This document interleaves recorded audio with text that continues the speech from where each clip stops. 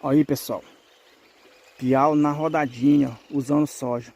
Estou utilizando um anzol número 1 com castor, linha 0,20 reforçada. Essa linha aqui ela aguenta arrastar até 8 kg. E uma chumbada amassada na linha. Ó a chumbada.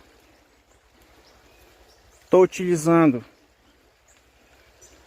uma vara de 1,68 m, ação média de 7 a 14 libras.